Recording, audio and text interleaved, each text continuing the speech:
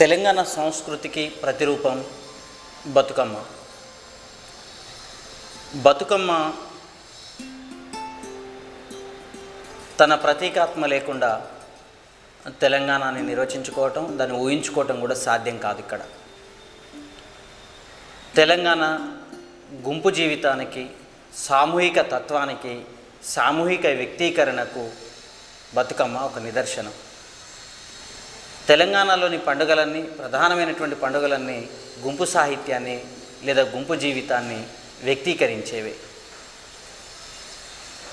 బతుకమ్మ తెలంగాణకి ప్రత్యేకమైన పండుగ. దేశంలో ఇంకెక్కడా కూడా ఈ తరహా ప్రక్రియ పండుగల్లో మనకు కనిపించదు. ఈ దేశంలోని మాతృస్వామిక ఆరాధన వేల సంవత్సరాలుగా కొనసాగుతున్న దానికి ఒక రుజువు, ఒక ఆధారం బతుకమ్మ. ఇక్కడి గుంపు జీవితాన్ని వ్యక్తీకరించినట్టే మాతృస్వామిక వ్యవస్థను వ్యక్తీకరిస్తున్నటువంటి ఒక గొప్ప పండుగ బతుకమ్మ. బతుకమ్మ సామూహిక తత్వానికి ఉదాహరణ అనుకున్నాం. బతుకమ్మ ఎట్లా ఉంటుంది, బతుకమ్మలో ఏమేమి ఉంటాయి అనేది మనం చూద్దాం. ఒకటి బతుకమ్మ, బతుకు అమ్మ, బతుకు అమ్మ బతుకమ్మగా ఉందని, ఇందులో స్త్రీలు మాత్రమే ప్రాధాన్యత కలిగి ఉంటుందని, స్త్రీలు తమ జీవితాలను ఆకులో, పువ్వులో, నీటిలో దర్శించుకుంటారు. బతుకమ్మలో ఇది ఒక ప్రధానమైనటువంటి అంశం. ఆ రెండవ అంశం ప్రకృతిని పూజిస్తారు, ఆరాధిస్తారు.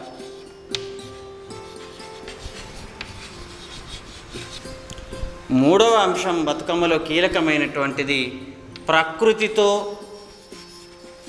మమేకమైన మనిషి చేసే ఉత్సవ రూపం బతుకమ్మ అంటారు. ఉత్సవ రూపమే బతుకమ్మ అంటారు.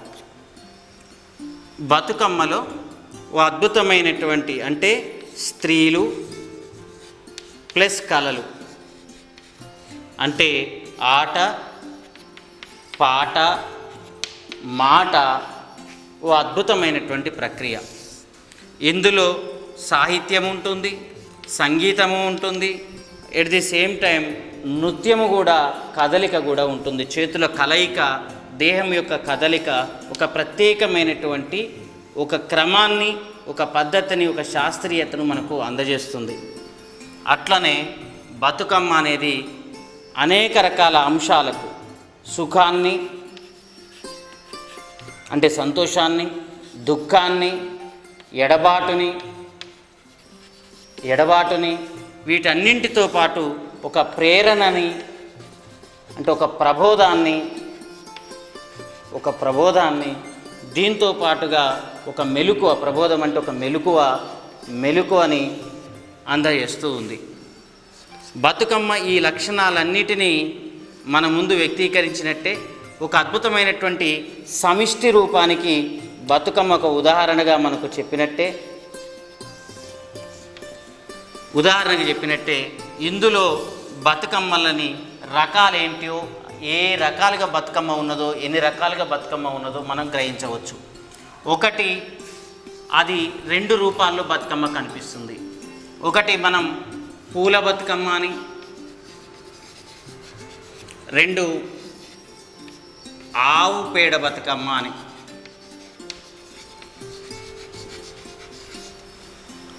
పూల బతుకమ్మ అని, ఆవు పేడ బతుకమ్మ అని రెండు రకాలుగా చూస్తాం. పూల బతుకమ్మ మనం అందరం చూస్తున్నటువంటి బతుకమ్మ, పూలతో మనం చేస్తున్న గోపురంగా పేర్చి చేస్తున్నటువంటి బతుకమ్మ.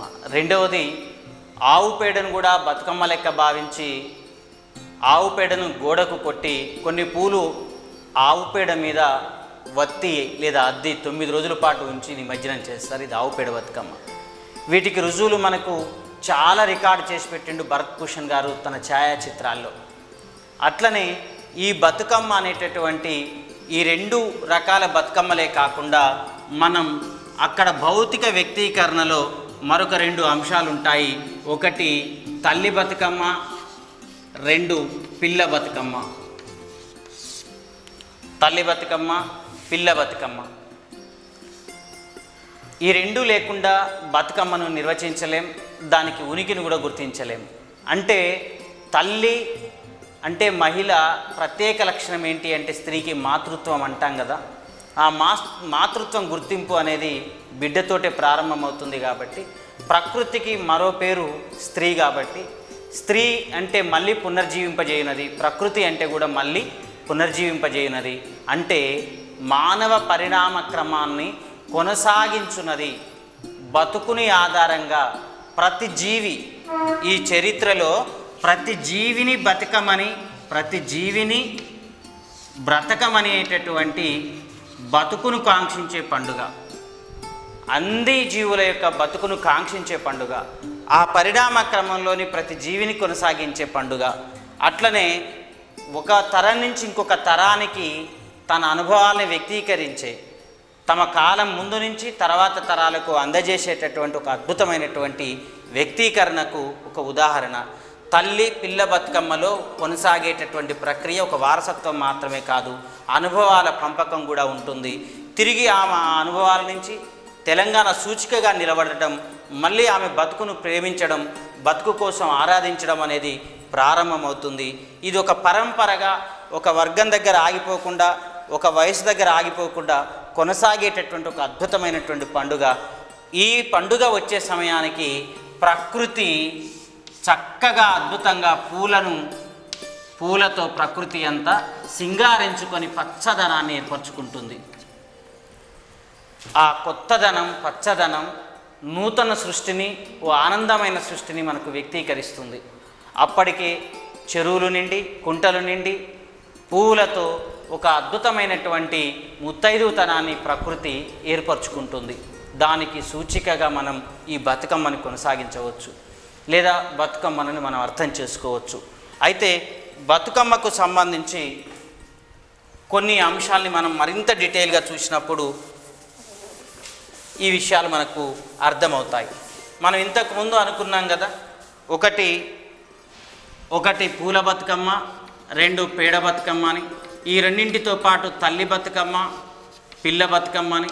ఈ రెండింటితో పాటు 9 రోజుల పాటు జరిగేటటువంటి రోజుకొక బతుకమ్మ పేరు మీద కూడా దీన్ని పిలుస్తారు. సందర్భాన్ని బట్టి, ఆ కాలాన్ని బట్టి, ఆ రోజులో చేసుకున్న బతుకమ్మలో పెట్టే ప్రసాదాలను బట్టి 9 రోజులు కూడా చేస్తారు. ఇక ఈ బతుకమ్మ యొక్క కాలం ఎప్పుడు ప్రారంభమవుతుంది అంటే కన్నెపిల్లలు చేసుకునే బొడ్డెమ్మ పూర్తి కాగానే ఆ మరుసటి రోజున బతుకమ్మ ప్రారంభమవుతుంది. ఈ బతుకమ్మ పెళ్ళైన, పిల్లలు కలిగిన, పెళ్ళైన వారందరూ కూడా చేసుకునేటటువంటి ఒక పండుగ.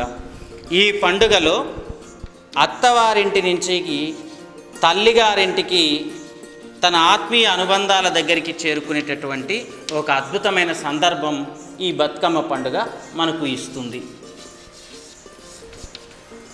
అత్తగారింటి నుంచి తన తల్లిగారింటికి వచ్చే క్రమంలో ఆమె ఏర్పరచుకున్న ఇంటితో ఏర్పరచుకున్న అనుబంధాలన్నింటినీ గుర్తు చేసుకుంటూ ఇక్కడ ఒక అద్భుతమైన ఆనందోత్సవాల మధ్య ఈ 9 రోజుల పాటు కొనసాగుతుంది.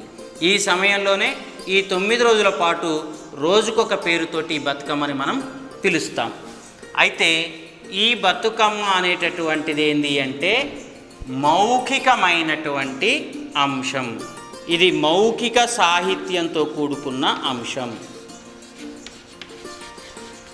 బతుకమ్మ ఇది రాజులు, కవులు లాంటి పండితులతో సంబంధం లేకుండా ప్రజలందరూ అంటే జానపదులు తమకు తాము సృష్టించుకున్నటువంటి అలిఖిత సాంప్రదాయానికి చెందినటువంటిది, మౌఖిక సాహిత్యానికి చెందినటువంటిది బతుకమ్మ.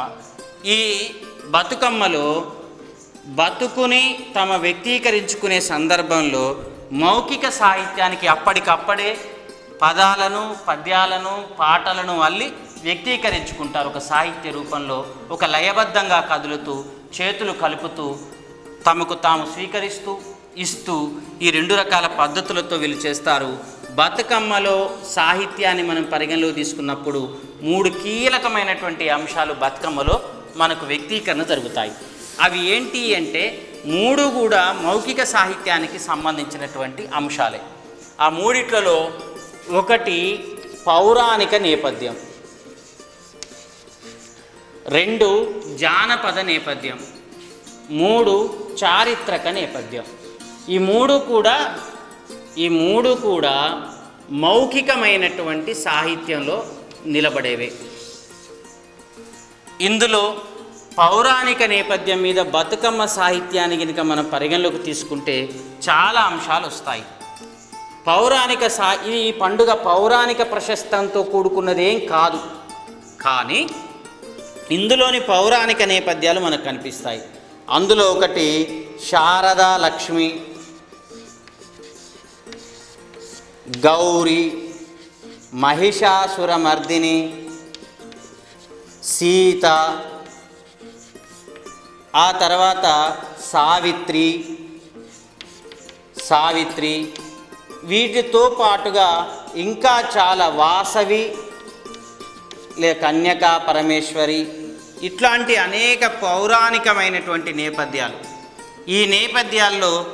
ఈ పౌరాణిక నేపథ్యంలో ధర్మాంగదుడు అనేటటువంటి చోళ రాజ్యాన్ని పరిపాలించిన వాడు అని, కాశ్మీరానికి చెందినవాడు అనేటటువంటి ఒక స్పృహను కలిగించేది. అట్లనే చక్రాంగగుడు అనేటటువంటి ఇతివృత్తాలు ఆనాటి జానపదుల నేపథ్యంలో ఆనాటి బతుకమ్మలో పౌరాణిక నేపథ్యంలో మనం ఈ సందర్భాల్లో వ్యక్తీకరించిన ఈ సందర్భాల్లో పౌరాణిక ప్రశస్త్యాన్ని ఇవి చూపిస్తాయి. రెండవది ఏంటి అంటే జానపద నేపథ్యం. ప్రధానంగా ఇందులో చెదిరిపోయిన అనుబంధాలు,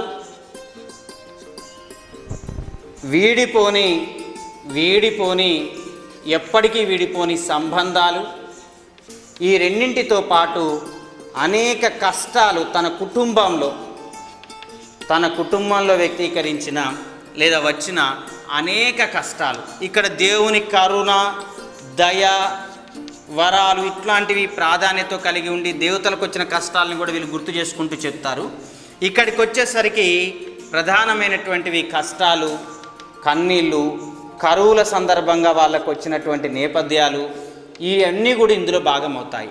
అంటే చెదిరిన అనుబంధాలు, చెదరని సంబంధాలు, కష్టాలు, కన్నీళ్ళు, అట్లనే చిన్న పిల్లలతో వచ్చినటువంటి అనురాగాలు, ఎడబాటు సందర్భంగా వచ్చిన దుఃఖాలు, ఇవన్నీ కూడా జానపదంలో ఒక భాగమవుతాయి.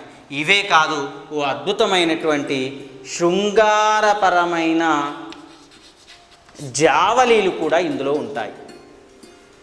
ఈ క్రమంలోనే అనేక ఊయల పాటలు,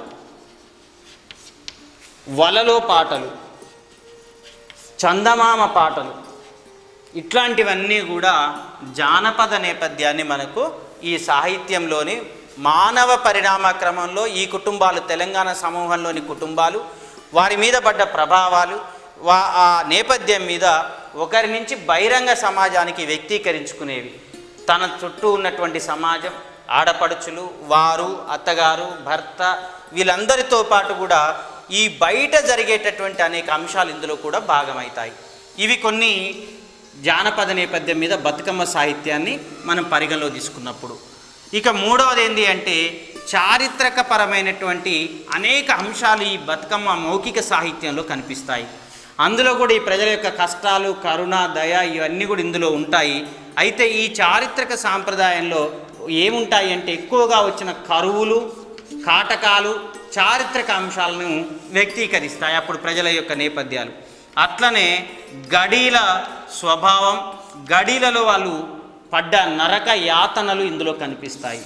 అంటే దొరల దాష్టికాలు ఇందులో వ్యక్తీకరమవుతాయి. అదే ఒక్కటే కాదు, చారిత్రక సాంప్రదాయంలో 1000 సంవత్సరాలుగా కొనసాగిన సమ్మక్క, సారలమ్మ లాంటి చరిత్రలు, సర్దార్ సర్వాయి పాపన్న లాంటి చరిత్రలు ఇందులో భాగమవుతాయి.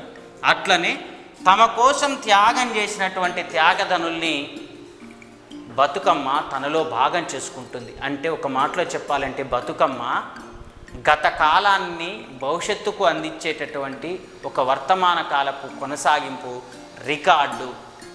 ప్రజల అనుభవాలు, అనుబంధాల, అనురాగాల, కష్టాల, కన్నీళ్ళ, మొత్తం మనిషి చరిత్రను ప్రభావితం చేసినటువంటి అనేక అంశాలను ఇది రికార్డు చేసి మౌఖికంగా అందజేస్తుంది.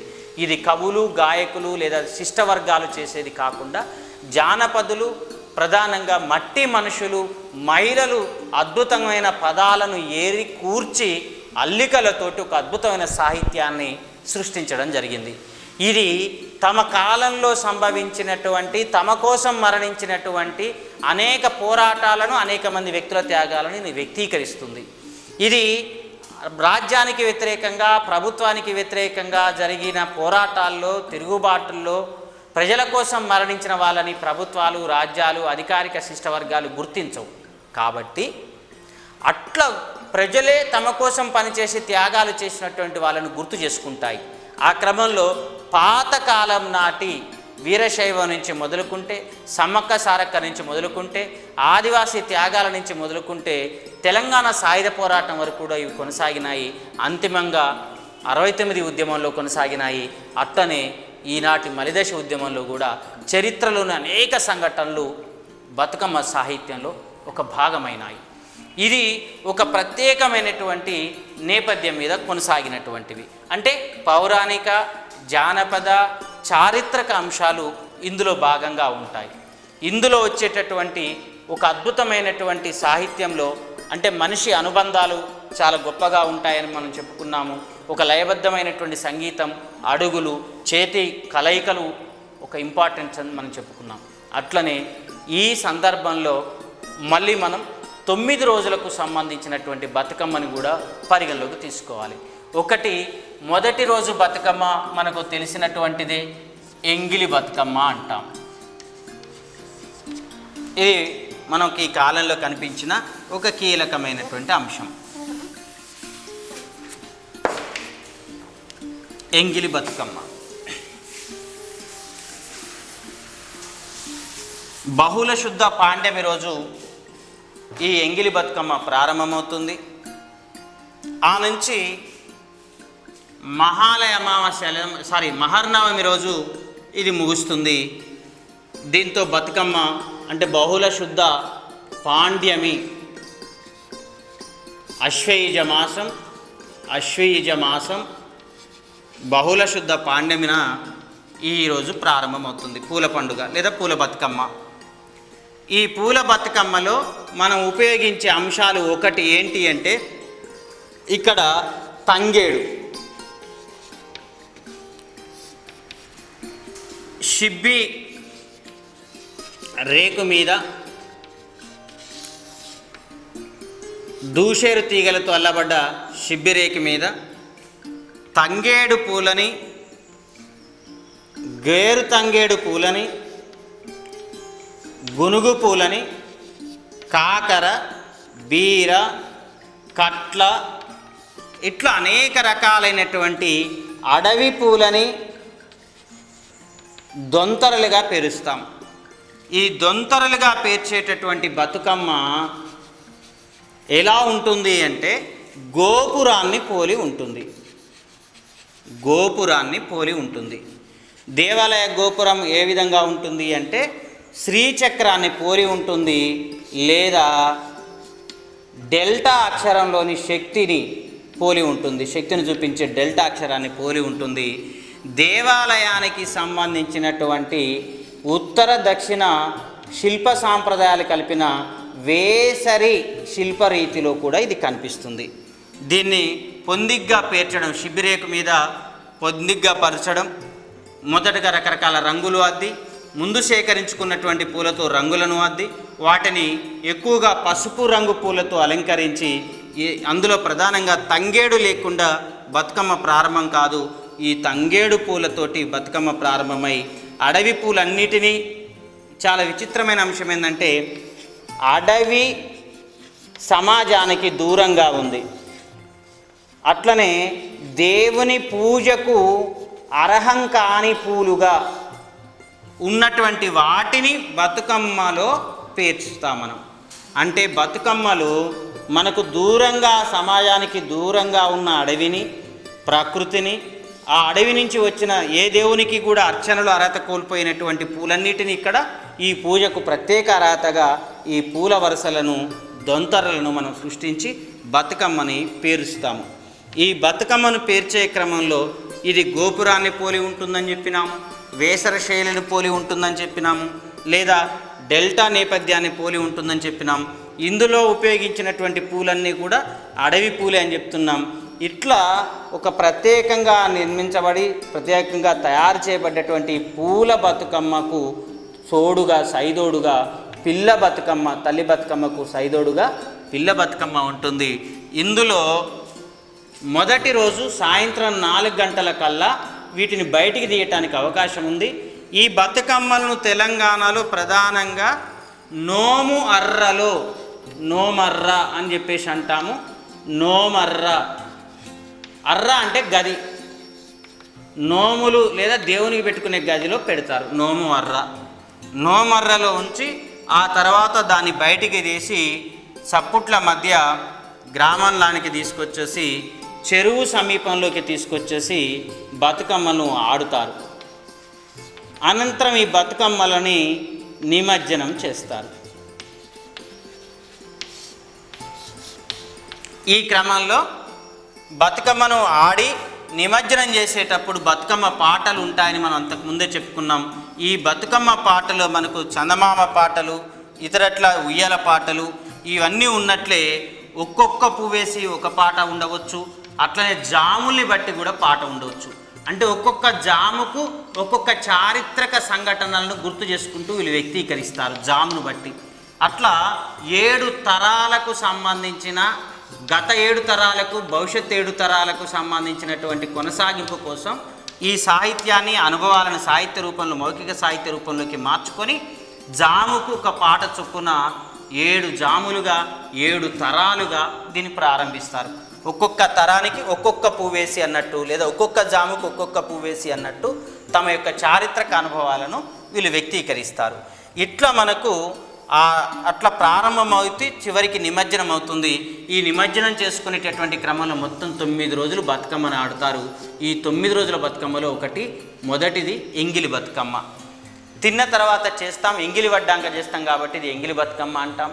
లేదా ముందే సేకరించుకున్న పూలను వికసింపజేయటానికి నోటితో ఊదుతాం కాబట్టి ఇది ఎంగిలి బతుకమ్మ అంటాం.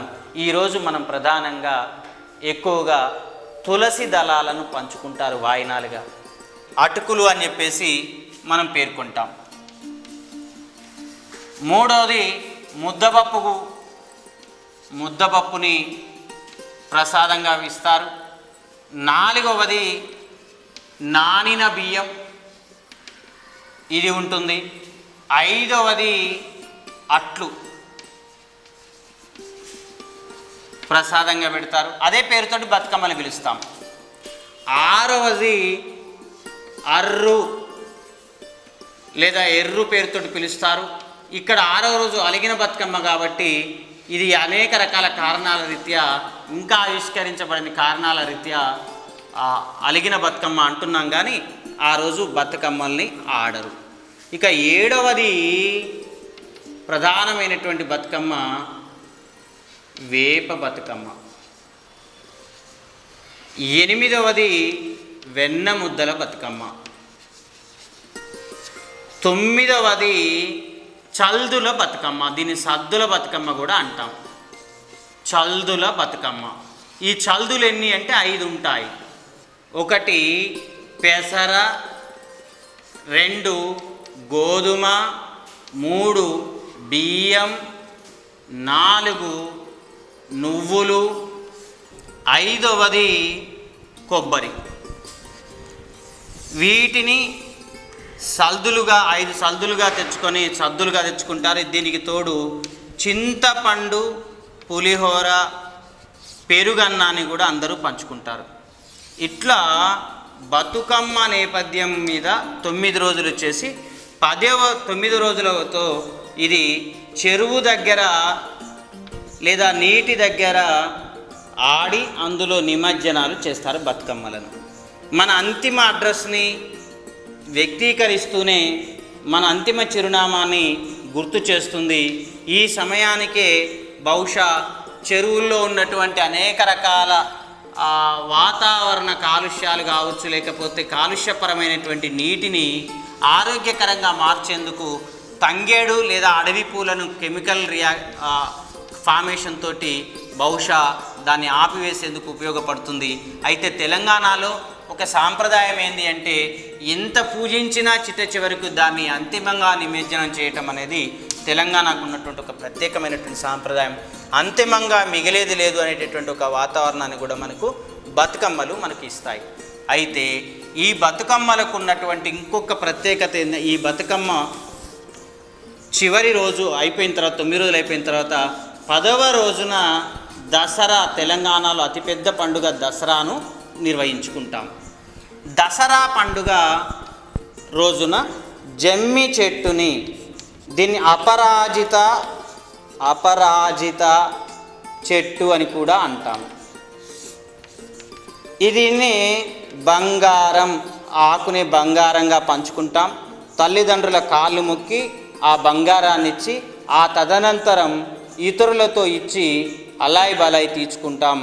ఇది బంగారం అనేది జమ్మి ఆకుకు సంబంధించింది. దీనికి సంబంధించి మహాభారతంలోని అర్జునుడి విజయానికి ఇది ఒక గుర్తుగా కూడా మనం గుర్తుంచుకుంటాం.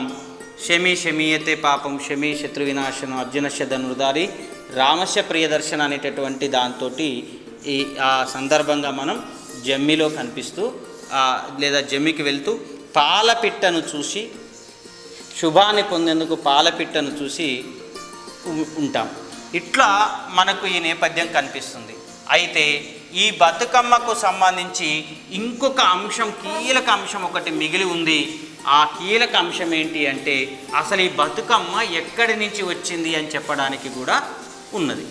ఒకటి, బతుకమ్మ తన తల్లిగారింటికి వస్తూ మధ్యలో వదినామర్దల మధ్య సరిగా సమాచారం లేక ఘర్షణ ఏర్పడ్డటువంటి పరిస్థితుల్లో వదిన చంపిందని, ఫలితంగా ఆమె చెరువు కట్ట మీద ఖననం చేయబడ్డదని, ఆ ప్రాంతంలో భర్త కలలో కనిపించి రమ్మన్నదని, భర్త వచ్చేసరికి అక్కడ తంగేడు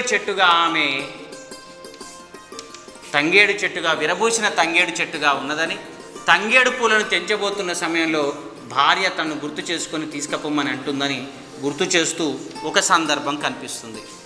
మరొకటి ఏంది అంటే, ఒక చారిత్రక సందర్భంలో రాజేంద్ర చోళుడు తన తండ్రి కోసం, తన తండ్రి మహాశివభక్తుడు రాజేంద్ర చోళుడు తెలంగాణ మీద దండయాత్ర చేసి అప్పటికే ఉన్న అతిపెద్ద వేములవాడ లేదా లెంబాలవాడ ఏదైతే ఉన్నదో, ఈ లెంబాలవాడలో ఉన్నటువంటి రాజరాజు అంటే ప్రధానంగా ఇక్కడ ఉన్నటువంటి బృహత్ శివలింగం, అతిపెద్ద శివలింగంని తరలించకపోయిండు. ఎక్కడికి అంటే తంజావూరుకు తరలించపోయిండు. దేవాలయాన్ని కూలగొట్టి తన తండ్రి కోసం తీసుకుపోయి తంజావూరులో ఒక పెద్ద దేవాలయాన్ని నిర్మించి అక్కడ ఈ బృహదీశ్వరుణ్ణి, అతిపెద్ద శివలింగాన్ని ప్రతిష్ఠింపజేసిండు.